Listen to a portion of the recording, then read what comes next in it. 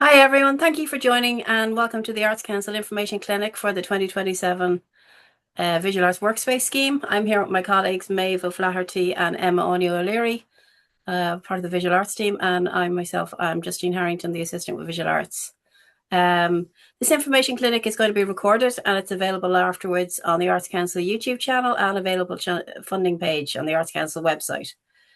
If you have any questions about the scheme, as we go, we'll be telling you more information, obviously, about all the conditions and everything about the award that you need to know. But if you have any questions at the end, you can add these to the Q&A box at the end of your screen. And I'll be answering some of these throughout the course of the clinic as they come in, but we'll also put forward some to address at the end if we've time. If you wish to see live captioning or subtitles, you can add these through the show captions section on your screen now. And you can just click the show options, choose a language and save. We're going to begin first with the Equality, Diversity and Inclusion Policy. The Arts Council is committed to offering equality of access, opportunity and outcomes to all potential applicants, regardless of gender, sexual orientation, civil or family status, religion, age, disability, race, membership of the traveller community or socioeconomic background. And the Arts Council makes every effort to provide reasonable accommodations for people with disabilities. If you wish to make an application and need some additional support, we have a dedicated disability access support officer called Vanessa Carswell, and Vanessa can be contacted through the disabilityaccess@artscouncil.ie, and there's a couple of numbers there. She can also put through from reception if you have that number instead. So I'm going to pass you now to my colleagues Maeve O'Flaherty and Emma O'Neill-O'Leary, who are the Visual Arts Officer and Manager for the Workspace scheme. And they're going to take you through some of the details about the scheme itself. Okay, thank you. Thanks a million, Justine. My name is Maeve O'Flaherty and I am the Visual Arts Support Manager, and I will be taking us through a number of slides. So we're going to have a look here at the Visual Arts team itself, some of the policies that inform our work. Then we'll have a look at the Workspace scheme with a bit of an overview. We'll say how to apply, how to make an application. We're going to look at the supporting materials that are required. And then Emma Anya is going to come in and talk us through some useful tips. So the Visual Arts team is made up of 5 people at the moment. We have Claire Power as Head of Visual Arts, myself as Support Manager, Spina McMahon, Support Manager, Emma Anya as the Visual Arts Officer, and Justine as the Visual Arts Assistant. And we're here to answer any questions that you have. And there's a Visual Arts email address, which we'll give you at the end if there is anything you'd want to follow up on afterwards. So the work that the Visual Arts team is informed by the overall policy for the Arts Council. So we have our 10-year policy, Making Great Artwork, and the central central piece of that is the artists and public engagement. So those two twin core pieces inform everything that we do. And then that's also informed by some kind of demographic planning, capacity building and investment strategy as well. And then we also have our own dedicated visual arts policy that's available for all things visual arts. We have a number of resources and toolkits that are available on our website that can kind of support different areas of work throughout the organization and different areas of interest to different practices. So we have a kind of guidance on paying the artist, our spatial policy and our digital arts policy as well. So all of these policies are available on the website, and they're basically to kind of build best practice amongst the sector for the arts community. So getting into the Visual Artist Workspace scheme. So we're going to be speaking about, obviously making an application for 2027, but just a brief overview of 2026. So in 2026, we had 41 applications and 33 received funding. So 80% of applications were successful. The maximum amount you can apply for is 50,000, but the average amount awarded through the scheme was 23,000. So just kind of good to have some figures in your head going forward. So the scheme itself, the objective of the scheme is to support artists' workspaces throughout Ireland and to provide the best possible working environment for visual artists and when possible to also provide a level of subsidy for artists working in these spaces. We just go on to the next one. Brilliant. So who can apply? So there is some restrictions around who can apply. So the space must be in the Republic of Ireland. It must be dedicated for the work of professional visual artists, and that it must accommodate at least 4 people working in the visual arts in the studio at the same time, and for the length of 2027. So it has to be, it's not one at a time over the year. It's at least 4 people at a time, because we want the workspaces to be kind of like a hub, a kind of resource sharing, a kind of environment. So, anything that kind of shares resources for the benefit of visual arts is eligible for the scheme, and the space must already be established. So you have space with artists on board for 2027, and then you can apply for funding, not the other way around. So how much can you apply for? So the grant will award up to €50,000, and this is to go towards running costs for the workspace. So things such as light, heat, rent, utilities, and those types of outgoings. And if you have some administrative or management costs, we will consider these kind of appropriate to the scheme, less as appropriate to the type of space that you are. And then if you have any artist developmental programs you might be running for your members, you can put some of those costs in and apply for those as well. Okay, how to make an application. So just have a look at this. So all applications to the Arts Council and for this scheme are made online. We don't accept applications any other way. So you have to visit the Arts Council's website, and you can see a snapshot there of the website.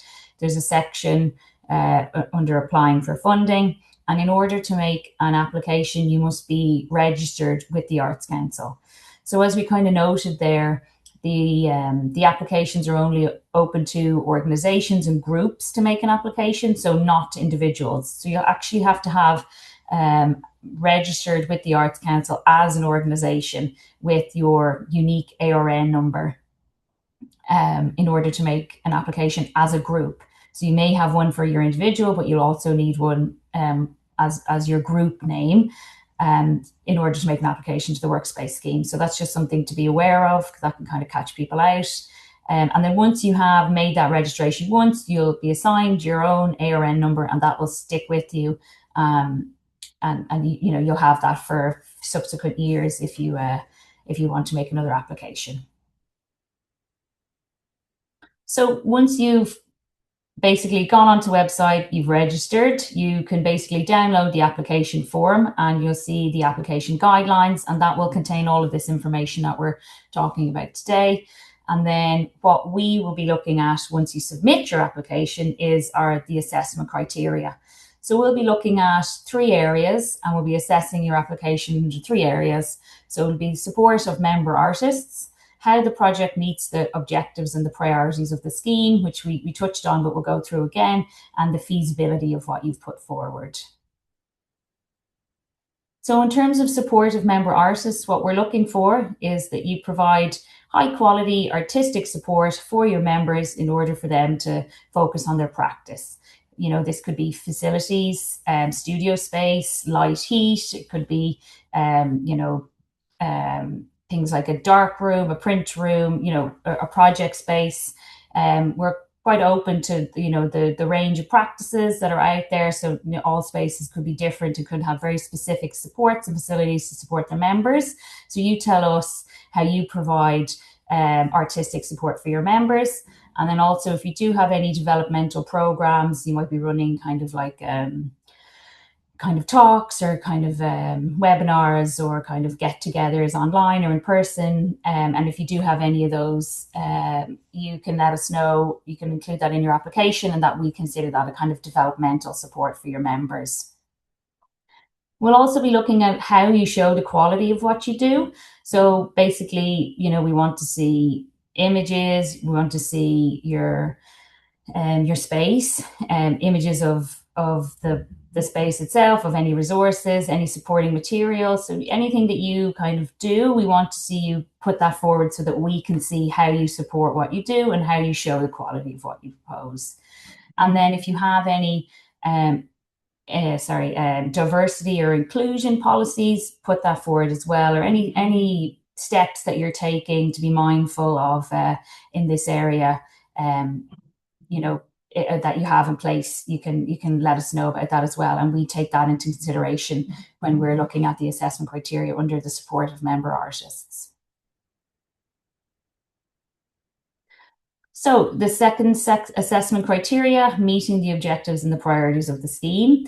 So basically, we'll be thinking about that, this is a dedicated support for visual artists, and potentially offering a level of subsidy, and if there's any sort of kind of unique needs. So these are all the areas we'll be thinking about. So we want to see how you've shown that you provide a working environment for visual artists, if you're able to provide a level of subsidy, and if there is a specific kind of unique need in your area, and if there's any other organizations, if you're connected to them, if there's any sort of relationship there, you can let us know about all that as well.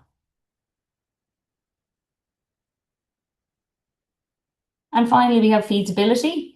So what we'll be looking at here in terms of this criteria is evidence of good governance and the management, in terms of the scale. So we'll be taking that into consideration. So if you're a registered organization, you may have a board, or you may have a committee, or you may be a co-op. That could be your management structure. So we'll be thinking about all that in relation to your activities in terms of what you propose. And we do ask to see the CVs of the people administering the space. So we'll be looking at the track record in terms of their experience and their involvement in the role that they do be delivering for you. We'll be having a look at the budget that you provide in terms of the income and the expenditure, and taking into context whether the activities you've put forward in terms of the budget seem, like they could be delivered within that year. And a possibility that you could undertake those activities. And then finally, just that you've addressed any risks, and if there is any risks, any major risks, that you have kind of a mitigation or a plan in place. So that's everything we'll be looking at under feasibility. And that's the 3 assessment criteria. So that's really just a good overview of what we'll be taking into consideration when we're reading all the material that you've presented to us. So just in general, I guess what to consider when you're looking at the application form, because this will be where you download the form and you're filling in all this information and kind of presenting to us what you think we need to know about your space in order to receive funding in terms of what we've asked. So we'll be looking at the track record of the organisation to date, whether you're new to the scheme, whether you've been in operation, for previous years, or whether this is, a new space that has been established and you're looking for us to come on board, and the kind of potential for the level of artistic support and activity and engagement that's possible in the space that you have. The impact of your workspace in terms of the community. So that could be, in terms of the support for your members or connecting with other spaces. So there's lots to be considering there in terms of the impact of your workspace and ambitions for the space as well. And then just how workable is your proposal? I mean, can you feasibly deliver what you've set out to do? Is the level of ambition suitable to the kind of the team, the resources, and the kind of the space that you have? So there are just a couple of things to consider when putting your application together. So we touched on this briefly, but you do have to apply under the name of your organization. So if this is quite strict, this comes into relation for finance. So if you are making an application as a group, then you need to basically be, for example, if your studio is called Example Studio, your application must be under Example Studio, and your bank account must be under Example Studio. So everything that you do has to be under that name, and we cannot accept even slight variations like examples, example studio collective or anything like that. So just to know, that is from the outset, that is something that we're quite strict on, and we will only pay funds into a bank account that is held in the correct name or the same name as your application. Okay, so we'll just have a look at some supporting materials that we go through that we require for the application form. So there is a number. So supporting materials are in addition to the application form. So we will ask questions about, a number of these things on the application form, and then we also want to see an additional separate document, um, that includes all of this information. So this could be, so what we want to see basically is the lease or the tenancy agreement that you have in place with your landlord. So this could be your formal lease if you have one. Some studios may not have this, and then we will accept a kind of letter of agreement from your landlord. Now, this is a funding award for 2027, the full year of 2027, to offset running costs. So we want to see a workspace that has a lease for the full year of 2027. So if you if you have a question on that, we can follow up with you. But that's a required supporting material. So that's required to be eligible. So a maximum, secondly, we also want to see a maximum of 5 images that clearly show the workspace, the studios, and any facilities. So we really want to see your space. We want to look at the images and kind of feel like, I know what's happening here, I know what's going on. And if you have a dark room, if you can fit it in the 5 images, include an image of the dark room if that's relevant to your proposal. We also want to see detailed and up-to-date CVs of the people who oversee and manage the workspace.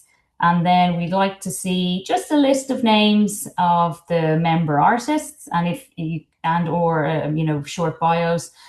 So that can just be on a page as well. And then then you must also include a list of the facilities, and if you have any artist developmental supports.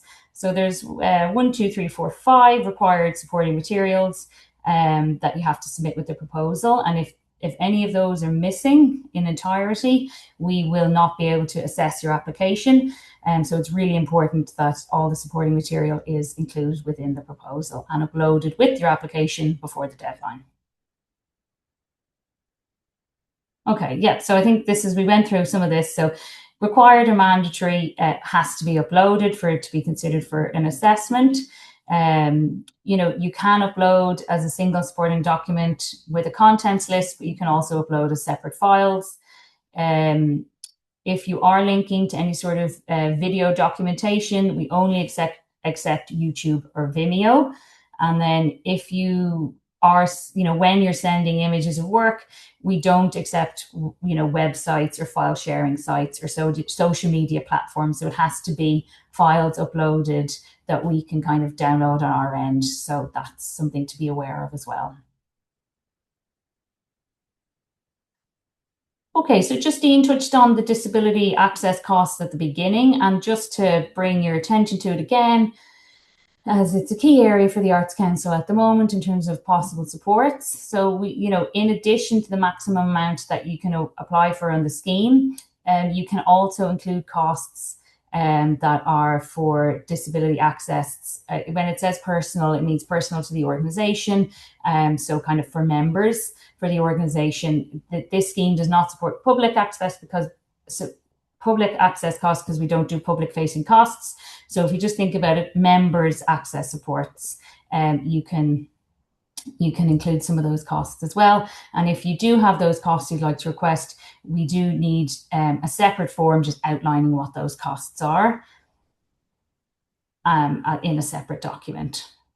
And then I think we just, it might be there at the end, but there is a contact for our disability access officer if there is specific questions in relation to that. But you can also check in with the visual arts team on that if you'd like as well. So that's great. And I'm going to just pass over to Anya, who is going to come in on some useful tips. Thanks. Hi there, thank you. Yeah, so just a couple of useful tips to consider when you're making your application. Just read the guidelines carefully. I know it's a long document, but there is some really useful information in there. Do check your eligibility for the award. That is sections 1.3 and 1.4 of the guidelines, so do double check that. And then ensure that you're addressing the assessment criteria. Maeve has gone over that. The three items for assessment, supportive member artists, and feasibility are two amongst those. So, do double check that you feel like you've addressed that in your application. And then you can always contact us if you have any questions, either directly, and I'll provide that email and contact information shortly, or if you want to contact reception and they will put you through to us. And then finally, when you go to upload your application form and supporting materials, do double check to make sure that you've uploaded your final draft of those as well. So those useful contacts. If you have a question, you can contact the visual arts assistant Justine, who started the presentation at visualarts@artscouncil.ie. And then if you have any ICT technical queries, so any issues using the online system, do contact online services as artscouncil.ie, and there's a phone number there as well. And then finally, as mentioned before, Vanessa Carswell is our Disability Access Officer, and her email and phone number is there if you need to contact her about putting in a disability access form, if you have any questions about that. And then finally, thank you for your time. I'll hand back to Maeve now for our Q&A, but do sign up to our newsletter and follow us on socials if you want to keep up to date with what we're doing. This webinar will go up onto our YouTube channel after this as well if you want to look back at anything.